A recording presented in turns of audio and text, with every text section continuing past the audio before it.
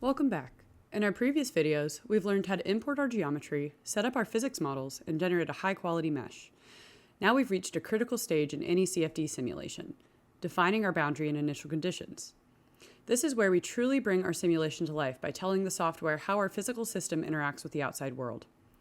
Now let's start with boundary conditions. Conceptually, a boundary condition is a mathematical constraint we impose on the boundaries of our computational domain.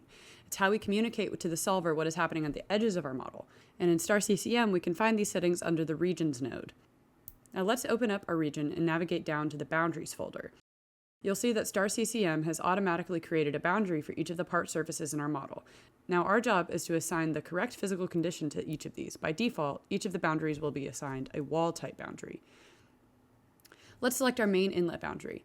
The first thing we need to do is tell STAR-CCM Plus what kind of boundary this is. This can be done by clicking on the inlet boundary, going down to the Properties window, and changing the type from wall to velocity inlet.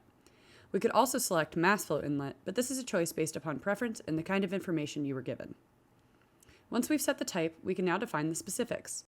Under physics conditions, you can revise the value specifications, but typically the default settings are fine.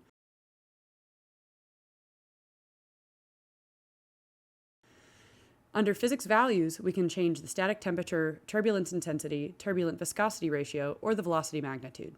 Again, here the default settings are fine, but we are going to revise the velocity and temperature. These three dots here are also where you can see the available units for all boundary conditions.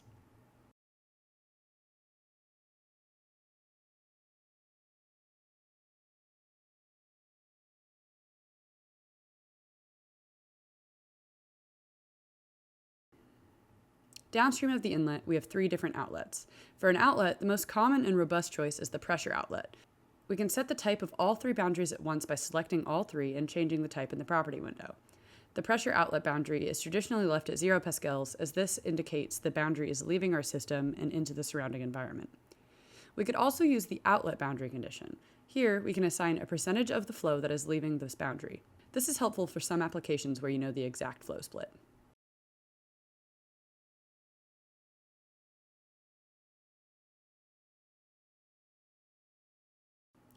Finally, we have the walls of our ductwork.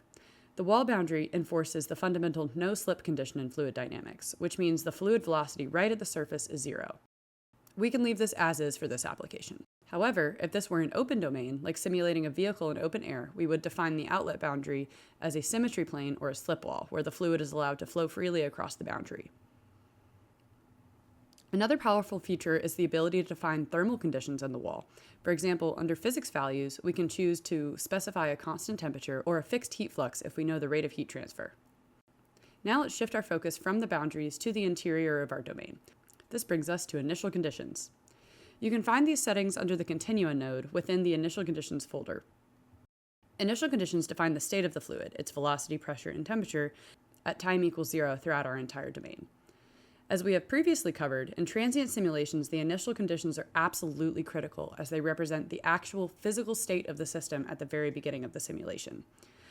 The analysis will build off of this initial guess.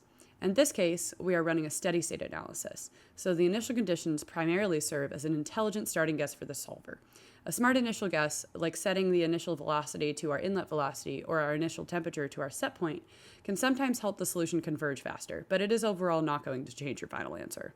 So, to recap, boundary conditions are the rules on the edges of our domain, defining how our simulation interacts with the outside world, and initial conditions are the starting point for our solution, and their importance is magnified when performing a transient analysis. Getting these two concepts right is one of the keys to setting up a successful and accurate simulation in STAR-CCM.